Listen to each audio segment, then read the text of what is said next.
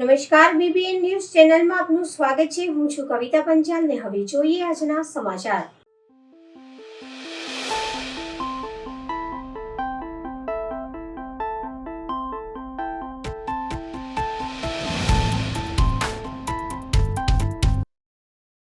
છેલ્લા સતત 3 દિવસથી પૂરથી વડોદરા જાંબુઆ બ્રિજ પર 10 કિલોમીટરનો ટ્રાફિક જામ. મુંબઈ વડોદરાને જોડતો હાઈવે નંબર 48 પર રોજના અસંખ્ય નાગરિકોની અવરજવર થાય છે. એવા જાંબુઆ બ્રિજ પર પડેલા મોટા ખાડાઓના કારણે છેલ્લા 5 મહિનાથી દરરોજ ટ્રાફિક જામ થાય છે. આ બાબતે ધર્મેશ શર્મા દ્વારા વડોદરાના સાંસદશ્રીને રૂબરૂ મળી લેખિતમાં નીતિન ગડકરી, હર્ષ સંઘવી, ભૂપેન્દ્ર પટેલને પત્ર દ્વારા તેમજ હાઈવે ઓથોરિટીને મેલ કરી છે. જેના અનુસંધાને સાંસદશ્રી દ્વારા બ્રિજની 2 વખત મુલાકાત કરવામાં આવી. 10 દિવસ પહેલા રોડ રિપેરિંગ કરવામાં આવ્યું. એક જ વરસાદ પડતા ફરીથી જાંબુઆ બ્રિજ પર મોટા ખાડા પડી ગયા છે, જેના કારણે છેલ્લા 3 દિવસથી ફરી કિલોમીટરનો ટ્રાફિક જામ થઈ ગયો છે અને આજે ફરી સવારથી જાંબુઆ બ્રિજ પરથી છેક પોર બ્રિજ સુધી 10 કિલોમીટરનો ટ્રાફિક જામ થઈ ગયો છે, જેમાં હજારો વાહનો ફસાઈ ગયા છે, જેના કારણે હજારો નાગરિકોના સમયનો વ્યય થાય છે અને લાખો રૂપિયાના ઈંધણનો બગાડ થઈ રહ્યો છે. અને આ ટ્રાફિક જામના કારણે કરજણપોર વડોદરા અપડાઉન કરતા નાગરિકો હવે શારીરિક અને માનસિક રીતે થાકી ગયા છે અને તમામની એક જ માંગ છે કે હવે તાત્કાલિક ધોરણે આ સમસ્યાનો કોઈ કાયમી ધોરણે ઉકેલ આવે.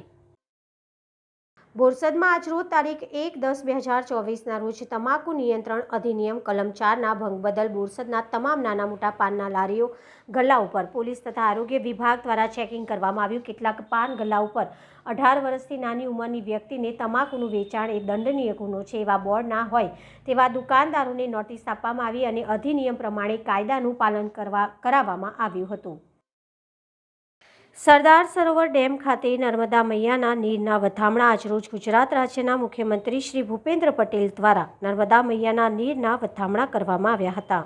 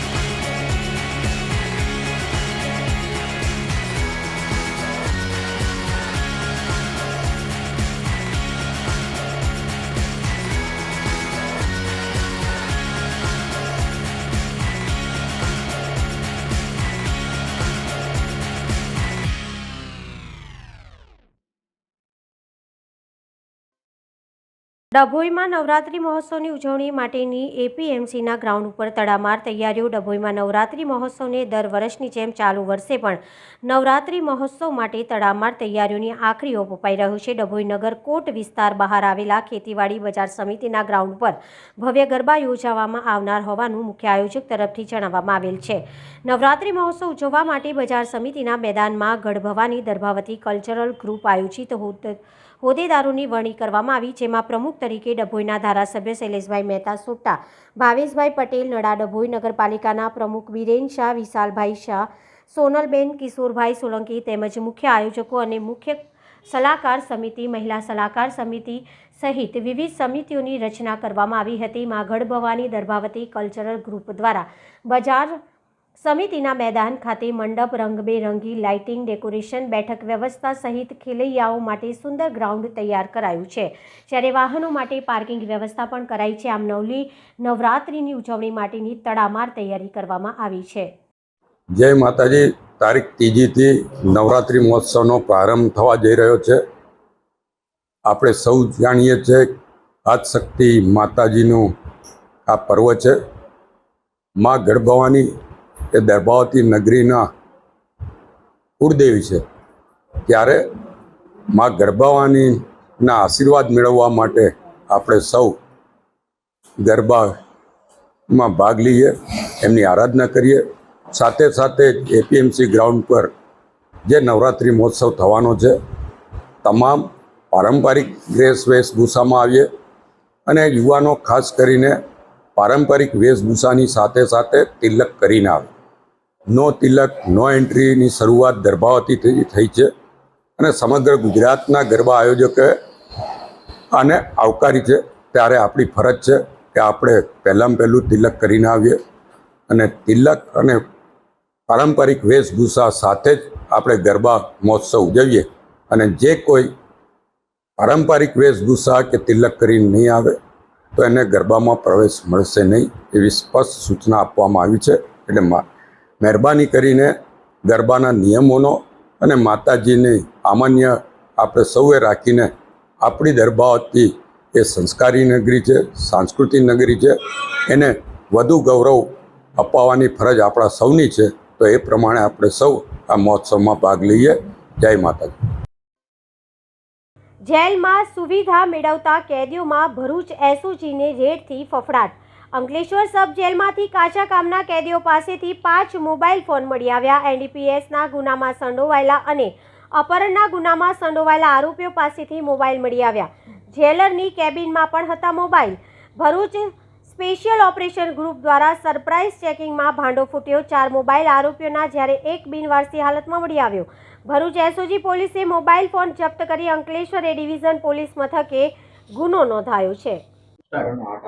ભૂતકાળમાં ગુજરાત રાજ્યમાં અગાઉ જે જેલમાંથી મોબાઈલ ફોનનો ઉપયોગ કરીને જે ગુનાખોરી અને ગુનાહિત પ્રવૃત્તિમાં થવાની જે હતી, એ બાબતે માનનીય આઈજી સાહેબ વડોદરા તથા ભરૂચ એસપી સાહેબ દ્વારા સૂચનાઓ આપવામાં આવેલ હતી. આ અન્વયે ગતરોજ એસઓજી પીઆઈ તથા તેમની ટીમ દ્વારા અંકલેશ્વર સબ જેલ ખાતે સરપ્રાઇઝ ચેકિંગ કરવામાં આવેલ. આ સરપ્રાઇઝ ચેકિંગ દરમિયાન જેલરશ્રીની ઓફિસમાંથી તથા તેની બાજુમાં આવેલ રૂમમાંથી કેટલાક કાચા કામના કેદીઓ પાસેથી તથા કેટલાક બિનવારસી મોબાઈલ મળી આવેલ હતા.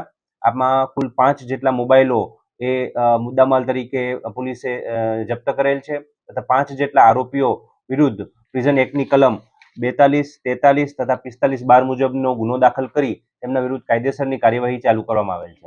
આ પ્રકારની કાર્યવાહી બાદ પોલીસે જેલ પ્રિમાઇસીસ તથા એની જે બેરેકો છે તેમાં પણ સર્ચ ઓપરેશન હાથ ધરેલ તથા આ પ્રકારની અન્ય કોઈ વસ્તુ મળી આવે છે કે કેમ તે બાબતે તપાસ કરી આગળની કાયદેસરની કાર્યવાહી ચાલુ છે.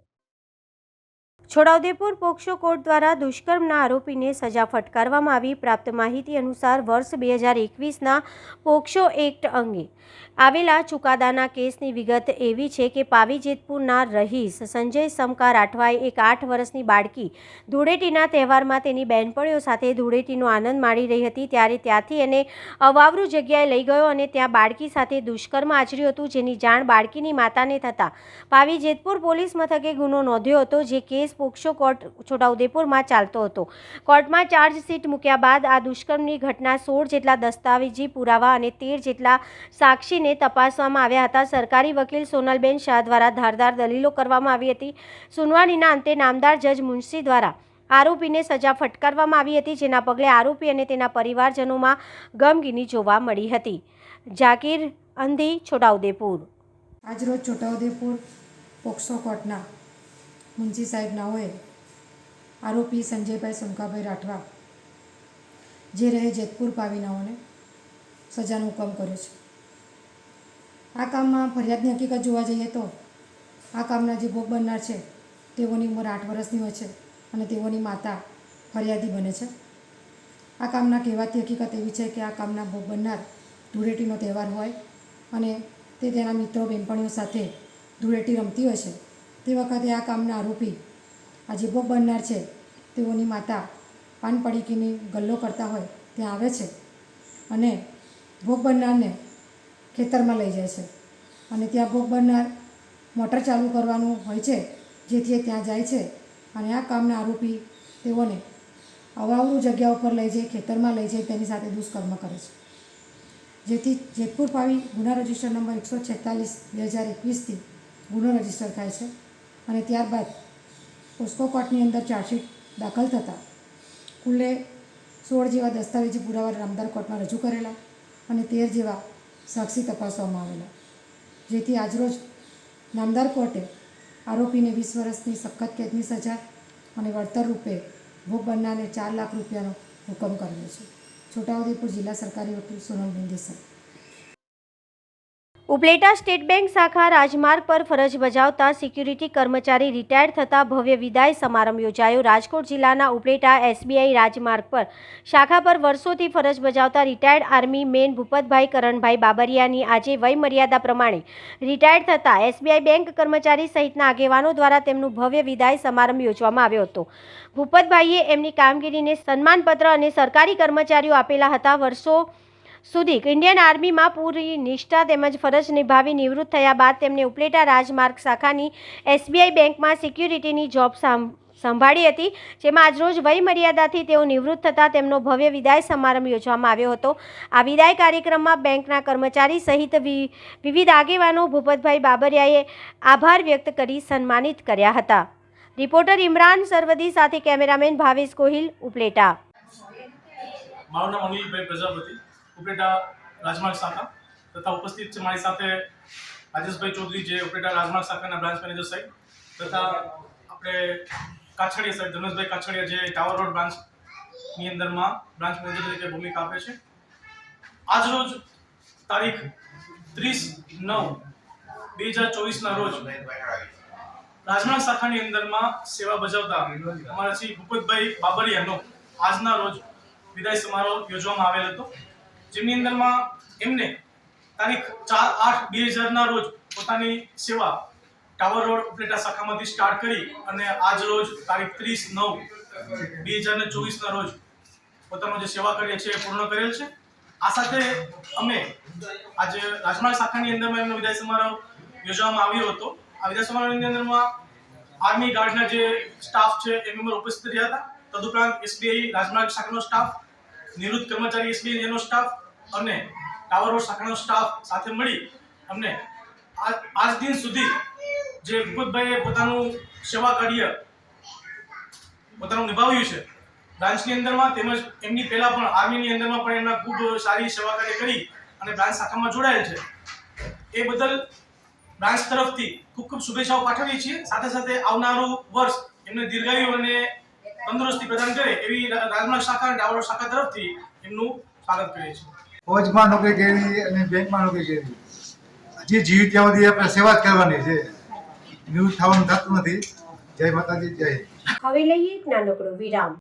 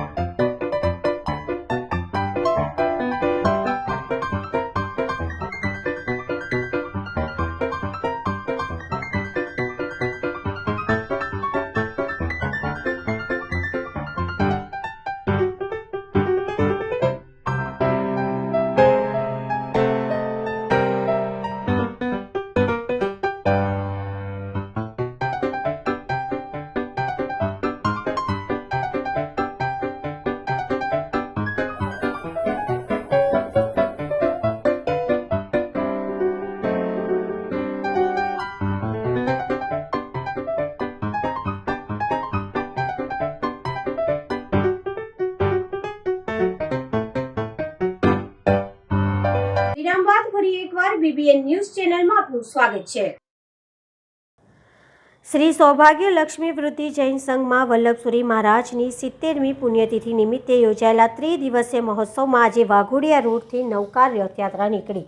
સૌભાગ્ય લક્ષ્મી વૃદ્ધિ જૈન સંઘના પ્રમુખ મનીષભાઈ શાહે જણાવ્યું હતું કે આજે સવારે જૈન મુનિરાજ તપસ્વી વિનય રત્ન વિજયજી તથા વિશ્વેન્દ્ર વિજયજી તથા સાધ્વી નય પ્રજ્ઞા શ્રીજી તથા પ્રશ્મર્તના શ્રીજી મહારાજ દ્વારા વિધિ વિધાનથી નવકાર પીઠિકાનું મંત્રોચ્ચારથી ઉત્થાન કરવામાં આવ્યું અને ત્યારબાદ વાસ્તે ગાસ્તે બળદગાડામાં અભિમંત્રિત કરેલા ઘડાને દર્શનાર્થે મૂકવામાં આવ્યા હતા. રથયાત્રા વાસ્તે ગાસ્તે મયુરીબેન જયેશભાઈ શાહના ગૃહ જિનાલય ચતુર્વિધ સંઘ પહોંચ્યો હતો. ત્યારબાદ 105 વર્ષીય મુનિ વિનય રત્ન વિજયજી મહારાજ તથા વિશ્વેન્દ્ર વિજયજી મહારાજે માંગલિક ફરમાવ્યું હતું. રથયાત્રા પરત સૌભાગ્ય લક્ષ્મી વૃદ્ધિ જૈન સંઘ વાઘોડિયા રોડ પરત આવી હતી. ત્યારબાદ સંઘના બાલક બાલિકાઓએ સુંદર મજાના સ્ટેજ પ્રોગ્રામ નવકાર વલ્લભ રંગારંગ કાર્યક્રમમાં કરવામાં આવ્યો હતો. નાના નાના ભૂલકાઓના કાર્યક્રમથી લોકો અભિભૂત થઈ ગયા હતા. વધુમાં જાણીતા જૈન અગ્રણી દીપક શાહે વલ્લભસુરી સમુદાયના વર્તમાન ગચ્છાધિપતિ આચાર્ય ધર્મ ધુરંધર સુરી મહારાજને ટાંકતા જણાવ્યું હતું કે જૈન શાસ્ત્રોમાં નવકાર મંત્રનું મોટું મહત્વ છે. નવકાર મંત્ર શિરોમણી મંત્ર ગણાય છે. તે શાશ્વતો મંત્ર છે જે અનાદિકાળથી ચાલ્યો આવે છે અને અનાગત 24સીમાં પણ આ મંત્રથી અનેક લોકો જીવન નૈયાને પાર કરી શકશે. રસ્તામાં 1 2 3 4 જૈન શાસનનો જય જયકારના નારાથી વાતાવરણ ભક્તિમય બની ગયું હતું. લોકોએ નવકાર મંત્ર પીઠિકાનું ઠેર ઠેર અક્ષરથી સ્વાગત કર્યું હતું એમ જૈન અગ્રણી દીપક શાહે જણાવ્યું હતું. સૌભાગ્ય લક્ષ્મી જૈન સંઘમાં 68 કલશનું સમાપન, તેની સાથે મહાવીર જૈન વિદ્યાલયના પ્રણેતા પંજાબ કેસરી આચાર્ય વિજય વલ્લભશ્રી મહારાજની 70મી પુણ્યતિથિ નિમિત્તે ત્રિદિવસીય મહોત્સવ રાખેલો હતો. ત્રીજા દિવસે નોકર વલ્લભ રથયાત્રા મયુરીબેન જયેશભાઈ શાહ પરિવાર તરફથી કરવામાં આવી હતી. એના પછી તરત જ 105 વર્ષીય મુનિરાજના મુખે મંગલાચરણ થયું ને મંગલાચરણ થઈ સંઘના ભાઈ બહેનો બાળક બાલિકાઓએ ગુરુ વલ્લભના જીવન ચરિત્રને નાટિકા રૂપે પ્રસ્તુત કર્યું. શ્રી સૌભાગ્યલક્ષ્મી સંઘમાં આ વર્ષનું ચતુર્માસ સરસ મજાનું થયું. અમને બી આનંદ છે, સંઘને બી આનંદ છે ને આવી જ રીતે ભવિષ્યમાં પણ આવા પ્રોગ્રામ થતા રહેશે. શ્રી આશાવતી નોમના દિવસે પરમા ક્ષત્રિય ઇન્દ્રજીતમાં સાહેબનો જન્મ દિવસ પણ ઉજવવામાં આવશે. એના નિમિત્તે 27 ઓક્ટોબરના દિવસે ઉત્સવગ્રહ મહાપૂજન રાખેલું છે. તો સર્વે આ પૂજનમાં પધારો. વલ્લભ શ્રી મહારાજ કી જય, શાસન દેવ કી જય.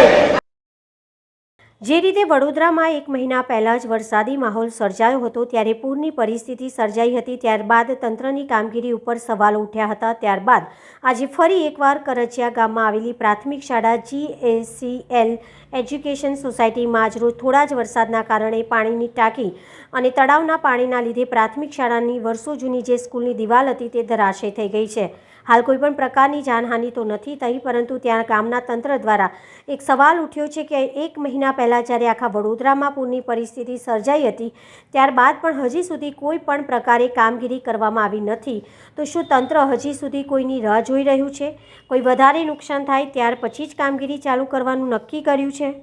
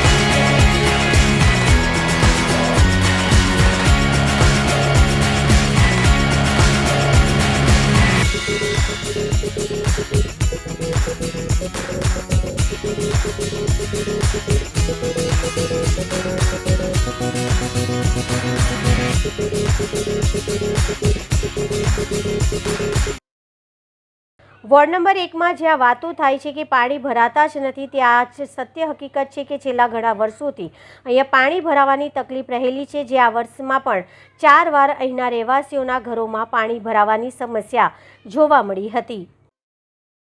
ઇન્ચાર્જ ચીફ ફાયર ઓફિસર દ્વારા કર્મચારીને માર મરાયાનો મામલો અંતે કોર્પોરેશનના ડેપ્યુટી મ્યુનિસિપલ કમિશનરે આપ્યું નિવેદન. પાર્થ બ્રહ્મભટ્ટ કર્મચારીને માર માર્યો હોવાની પ્રાથમિક માહિતી હોવાનું જણાવ્યું. ખાતાના વડા તરીકે આરોગ્ય અમલદારને સોંપી છે જવાબદારી. HOD દ્વારા અહેવાલ મળતાની સાથે જ કરીશું કામગીરી. હાલ in charge chief fire officer Parth Brahmbhatt ક્યાં છે તેની નથી ખબર ડેપ્યુટી કમિશનરને. કોર્પોરેશનના વડા જ પાર્થ બ્રહ્મભટ્ટ ક્યાં છે તેનાથી છે અંજાન. અહેવાલ આવ્યા બાદ આગળની કરીશું કાર્યવાહી. પાર્થ બ્રહ્મભટ્ટ વારંવાર આવે છે વિવાદમાં. હાલ શહેરમાં પૂરની પરિસ્થિતિ હોવા છતાં પાર્થ બ્રહ્મભટ્ટ જવાબદારીમાંથી છે ગાયબ. ડેપ્યુટી મ્યુનિસિપલ કમિશનર હસમુખ પ્રજાપતિએ સિવિક સેન્ટરમાંથી હાલ સંચાલન ચાલતું હોવાનું જણાવ્યું હતું. ગઈકાલે મીડિયામાં એક જે ક્લિપ ફરતી થયેલી છે એમાં ફાયર વિભાગના કર્મચારી એવું જણાવી રહ્યા છે કે મને ચીફ ઓફિસર શ્રી દ્વારા મારામારી અને ગાળાગાળી કરવામાં આવેલી હતી અને તેઓ હોસ્પિટલમાં હતા એવું વિડીયો ક્લિપ પરથી જણાય છે. આ બાબતે અમે જે ખાતાના વડા છે એમની પાસેથી અહેવાલ માંગેલો છે અને અહેવાલ અન્વયે આગળની કાર્યવાહી કરવામાં આવનાર છે. નશાની હાલતમાં પણ હોય એવું લખવામાં આવ્યું છે, ફરિયાદની અંદર ઉલ્લેખ છે આખો. તો શું કઈ રીતની તપાસ થશે એની અંદર? એ બાબત જે પોલીસ વિભાગ હસ્તકની બાબત છે, જે એમને આક્ષેપ છે કે નશાની હાલતમાં હતા, તો એ પોલીસ વિભાગ દ્વારા એમાં અચૂક કાર્યવાહી કરવામાં આવી હશે. સર, ખાતાના જે અધિકારી છે એમના દ્વારા આપને અહેવાલ આપી દેવામાં આવ્યો છે? ના, ખાતાના અધિકારી તરફથી અહેવાલ મળવા બાકી છે અને મળેથી તરત કાર્યવાહી કરવામાં સર, આવા કિસ્સામાં શું કાર્યવાહી કરવામાં આવતી હોય છે પોલીસ ફરિયાદ થયા બાદ? પોલીસ ફરિયાદ થયા બાદ તો કોઈ કાર્યવાહી, કોઈ જ્યારે કસ્ટડીમાં મૂકવામાં આવે ત્યારે સસ્પેન્ડ કરવામાં આવતા હોય છે. પોલીસ કસ્ટડીમાં જાય તો સસ્પેન્ડ કરવામાં આવે એ કોઈ બાબત નથી, પરંતુ આમાં જે અહેવાલ આવે એના આધારે આગળની કાર્યવાહી અચૂક કરવામાં આવશે. સર, અત્યારે પાર્થ બ્રહ્મભટ્ટ જે ચીફ ફાયર ઓફિસર છે અત્યારે ક્યાં છે? એમની ઓફિસે નથી, કોઈ પણ જગ્યાએ નથી. એ બાબત મારી ધ્યાનમાંથી કે હાલ ક્યાં છે. પણ આપ તો વહીવટી વડા છો. ના, વહીવટી વડા છો, પણ એમની નીચે એમની ઉપર પણ જે ખાતાના વડા હોય છે, એટલે એમના નિરીક્ષણમાં અચૂક બાબત હશે કે હાલ ક્યાં છે. શહેરમાં પૂરની પરિસ્થિતિ છે, અત્યારે ચીફ ફાયર ઓફિસર જ ગાયબ છે. એ છે જ નહીં જવાબ આપવા માટે, ફોન પર નથી રહી રહ્યા, તો એ છે ક્યાં? આપ તો એ ફોન નથી ઉપાડતા એટલે અમે તમને પૂછી રહ્યા છીએ. એટલે મારે સીધી એમની જોડે કાર્યવાહી આવતી હોતી નથી. અમારે કોઈ જે ફાયર વિભાગની કાર્યવાહી હોય તો અમને HOD સાથે અમે વાત કરતા હોઈએ છીએ, અને જે પૂરની પરિસ્થિતિ છે એનું નિયંત્રણ અત્યારે CCTV સેન્ટર પરથી થઈ રહેલું છે. એટલે પૂરની જે કામગીરી છે એમાં કોઈ અડચણ આવેલી નથી, પરંતુ તમે જે જણાવો છો કે ફાયર ઓફિસર ઉપલબ્ધ નથી, તો એ ક્યાં છે એની તપાસ કરવામાં આવશે. સાહેબ, તમને તો જાણ હશે ને? ના, એવું બરાબર છે. દરેક બાબતની મને જાણ હોય જ એવું મારાથી ના કહી શકાય. મને જેટલી બાબત જાણમાં હશે હું આપને જણાવું છે કે મારી પાસે આટલી બાબતની જાણ છે. ફાયર ઓફિસરે આવી સ્થિતિમાં પોતાની ઓફિસમાં તો હાજર હોવું જોઈએ ને? સવારથી હાજર જ નથી ચીફ ફાયર ઓફિસર. એ હાજર છે કે નહીં અમે તપાસ કરાવીશું, પણ તમારી વાત સાચી છે કે એમણે હાજર રહેવું જોઈએ. સર, જે પ્રકારે ઇમરજન્સીની સિચ્યુએશન છે કે ગઈકાલ રોજ સૈનિક રેસ્ક્યુ કરીને પોતાના ફરજ માટે બદામડી બાગ આવે છે, ત્યાં એને મારવામાં આવે છે, ત્યાંથી પછી GIDC સુધી એને કારમાં મારીને લઈ જવામાં આવ્યો છે. કેટલી ગંભીર પરિસ્થિતિ, આપ શું માનો છો આ પ્રકારની? આ તમે જણાવો છો કે GIDC સુધી કારમાં મારીને લઈ ગયા, એવી બાબત મારી જાણમાં નથી. મેં જે વિડીયો ક્લિપ જોયેલી છે એ પ્રમાણે જે કર્મચારી છે હોસ્પિટલમાં રહીને એવું જણાવી રહ્યા છે કે મને ફાયર ઓફિસર દ્વારા મારવામાં આવેલો છે અને ગાળાગાળી કરવામાં આવેલી છે, અને આ બાબતે શું ખરેખર હકીકત છે એ બાબતે અહેવાલ મેળવવામાં આવી રહેલો છે. Chief fire officer Parth Brahmbhatt રોજ પોતાની ઓફિસમાં રાતના સમયે વિદેશી શરાબની મહેફિલો માણે છે, દારૂ પીએ છે, એવું અગાઉ પણ વાતો અને આક્ષેપો સામે આવ્યા છે. આજ દિન સુધી તેમની સામે કોઈ તપાસ એવી કોઈ કરવામાં નથી આવી, કારણ કે 1 મહિના પહેલા જયારે પૂર આવ્યું ત્યારે પણ તેમની સામે આ જ આક્ષેપ થયા હતા. તેમને ફોન જ નહોતા ઉપાડ્યા અને નશાની હાલતમાં હતા. આક્ષેપ તે વખતે એવો પણ હતો કે એમના જ કર્મચારીએ બોટલ લાવીને તેમને આપી હતી. જે તમે જણાવો છો કે એમણે પૂરની પરિસ્થિતિ દરમિયાન ફોન ઉપાડેલો નથી, એ બાબતે અમે એમની પાસેથી સ્પષ્ટતા પણ માંગેલી છે. શરાબની મહેફિલ માણે છે, દારૂ પીએ છે, એ મામલામાં કોઈ કાર્યવાહી કરવામાં આવશે? એ બાબત મારી પાસે કોઈ રજૂઆત આવેલી નથી, એટલે એ બાબત હું કંઈ જણાવી શકું નહીં. હવે વહીવટીતંત્ર કેવા પ્રકારના પગલાં લેશે? મેં જણાવ્યું તે પ્રમાણે એમના જે HOD છે એમની પાસેથી અહેવાલ માંગવામાં આવી રહેલ છે. અહેવાલ મળેથી તુરત જ કાર્યવાહી. HOD છે અત્યારે શ્રી દેવેશ પટેલ છે. એવું કેવું છે એમને અહેવાલ આપી દીધો છે. અહેવાલ એમણે અમને મોકલાવ્યો હશે તો હું એમની જેમ જ છે, કારણ કે એમને ફાયર બ્રિગેડનું જ્ઞાન જ નથી CHB. એ તમારી વહીવટી અનુકૂળતા પ્રમાણે એમને ચાર્જ આપવામાં આવેલો છે. એમનો જે અહેવાલ હશે તો હું તપાસ કરી. અહેવાલ તમને આપી દીધો, તમે અહેવાલ વાંચ્યો જ નથી? આટલી ગંભીર બાબતમાં આપે અહેવાલ જ નથી વાંચ્યો? કારણ કે એમનું એવું કેવું છે ત્યાંથી તમે અહીંયા આવ્યા કે તમને અહેવાલ સુપ્રત કરી દીધો છે, તમે અહેવાલ જ નથી વાંચ્યો. હું એમને પૂછી લઈશ કે એમનો અહેવાલ ક્યારે મને મોકલાવ્યો છે, અને જો અહીંયા આવ્યો હશે તો ચોક્કસ કાર્યવાહી કરવામાં. આ તો એવું નથી લાગતું કે ચીફ ફાયર ઓફિસરને બચાવવાના? મેં જણાવ્યું તે પ્રમાણે અહેવાલ મળેથી તુરત જ કાર્યવાહી કરવામાં આવશે. કોઈને છોડવામાં નહીં આવે, તુરત જ કાર્યવાહી કરવામાં આવશે. અહેવાલ બાદ કેવા પ્રકારની કાર્યવાહી થશે? અહેવાલની જે છે અહેવાલ આવે એના પરથી નક્કી થઈ શકશે. તો આવતા આજના સમાચાર આવતીકાલે ફરી મળીશું આ ચેનલ પર આ સમય. ત્યાં સુધી સમગ્ર BBN ન્યૂઝ ચેનલની ટીમને રજા આપશો. નમસ્કાર.